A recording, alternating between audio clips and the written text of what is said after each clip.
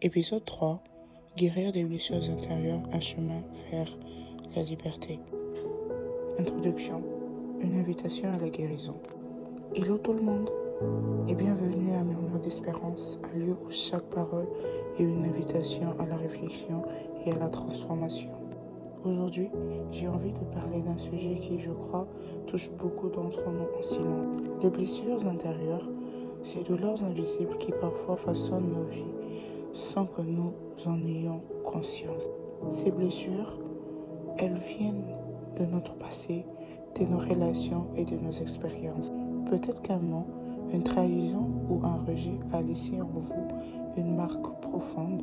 Peut-être que vous ressentez encore cette douleur, ce vide, cette colère ou même cette peur. Et si je vous disais qu'il est possible de guérir? Aujourd'hui, c'est un voyage que je vous propose, un voyage vers la liberté. Point 1. Comprendre les blessures intérieures. Vous savez, les blessures intérieures, ce sont comme des chaînes invisibles. Elles nous retiennent, elles nous limitent et parfois elles nous définissent même. Ces blessures peuvent venir de l'enfance, un parent qui n'a pas su nous aimer comme nous l'espérions, une trahison d'un proche, ou même des mots qui, comme des flèches, nous ont transpercés. Je me souviens avoir lu dans Sortir des prisons intérieures du pasteur Yvan Castano une phrase qui m'a profondément marquée.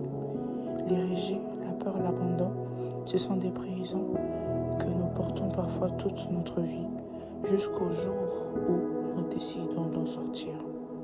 Ce livre m'a aidé à comprendre que ces blessures, bien qu'elles soient invisibles, influencent notre manière de vivre, d'aimer et même de rêver. Point 2. Les conséquences des blessures non guéries. Quand on ne guérit pas de ces blessures, elles finissent par déteindre sur tout ce que nous sommes. Elles nous rendent parfois méfiants, amers ou même incapables de recevoir l'amour. Un parent blessé peut sans le vouloir transmettre ses douleurs à ses enfants. Un conjoint qui n'a jamais appris à pardonner peut devenir dur et distant. Et pourtant, ce n'est pas une fatalité. Ces blessures, si nous les ignorons, peuvent nous pousser à nous précipiter dans des décisions, un mariage, une relation, ou même une carrière juste pour combler ce vide en nous. Mais au lieu de trouver la paix, nous découvrons souvent plus de chaos. Pourquoi? Parce que nos cœurs n'ont pas été totalement restaurés. Parce que nous n'avons pas encore laissé Dieu nous toucher là où nous avons le plus mal. Troisième point, la voie vers la guérison. Alors, comment guérir? Par où commencer? La première étape, c'est de reconnaître que ces blessures existent. Ne la cachez pas. Ne prétendez pas qu'elle n'est pas là. C'est normal d'avoir mal. Ce n'est pas une faiblesse, c'est humain. Ensuite, tournez-vous vers celui qui peut guérir toutes choses, Dieu. Je me rappelle encore ces nuits où je pleurais devant Dieu, lui demandant pourquoi j'avais autant mal. Et vous savez quoi? Dans ces moments, j'ai compris que Dieu ne méprise pas nos larmes. Chaque larme que vous versez, il a vous. Il est là pour vous consoler. Dans les livres Sortir des prisons intérieures, le pasteur Yvan Castano parle d'une étape essentielle. Lâcher prise et laisser Dieu agir. Cela veut dire arrêter d'essayer de tout contrôler. Déposez vos fardeaux devant lui. Laissez-le entrer dans ces parties de votre corps que vous avez cachées, même à vous-même. D'ailleurs, je vous inciterai vraiment à commander ce livre. C'est vraiment une merveille. Quatrième point, recommandations pratiques et encouragement.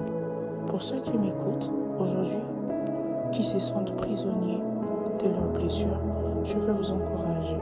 Vous n'êtes pas seul. Prenez le temps de lire ce livre, Sortir de prisons intérieures. Pour moi, il a été comme une lumière dans une nuit sombre. Il m'a appris à comprendre mes blessures, à les affronter et surtout à le remettre entre les mains de Dieu. Commencez aussi par de petites actions. Pardonnez, non parce que l'autre mérite votre pardon, mais parce que vous méritez la paix. Parlez, ne gardez pas tout pour vous. Parlez à un ami de confiance, à un mentor spirituel ou même à Dieu. Priez.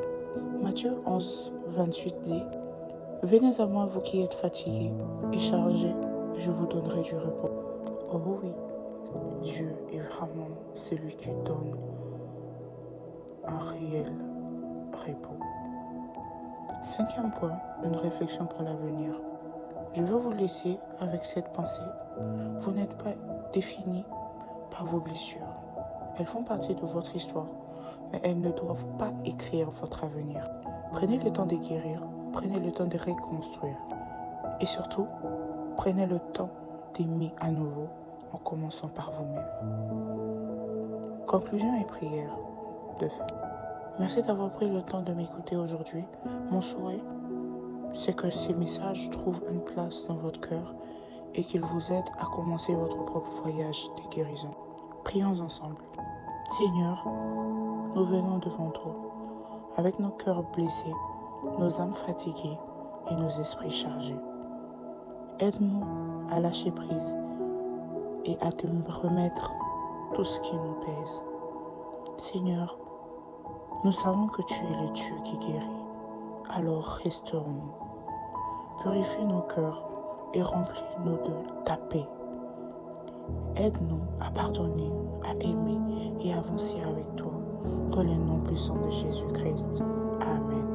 N'oubliez pas, chaque jour est une nouvelle chance de guérir, de grandir et de vivre pleinement. Merci d'avoir écouté Murmure d'Espérance. Si ce message vous a touché, partagez-le avec quelqu'un qui pourrait en avoir besoin. Soyez bénis et à très bientôt pour un nouvel épisode de Murmure d'Espérance. À mercredi prochain. Bisous.